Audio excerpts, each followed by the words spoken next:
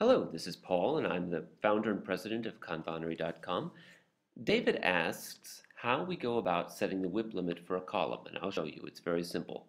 The first column and the last column are reserved for items that are not in progress. These are items that haven't been pulled yet by anyone because they're in the first column and therefore could not be pulled into that column. So it doesn't have a WIP limit.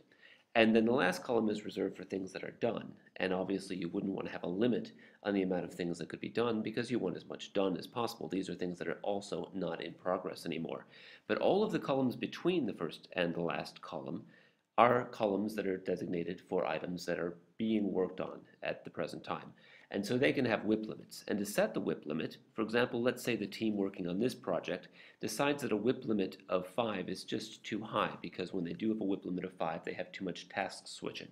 So you just double click on it, set the WIP limit lower, and press enter, and it updates. And there, now you've set the WIP limit at 3. If you add one more item to it, then it will be at its limit. You'll have 3 tasks out of a possible of 3. And if you add another item, you've broken the WIP limit. You can see a message telling you that the column is overloaded. The column header turns red, and in the column management buttons here that expand and collapse columns, you can see that it's turned red as well. So even if the column is collapsed, you can easily see that you've got a column that's past its WIP limit. So David, I hope you find that helpful, and please let us know if you've got any questions.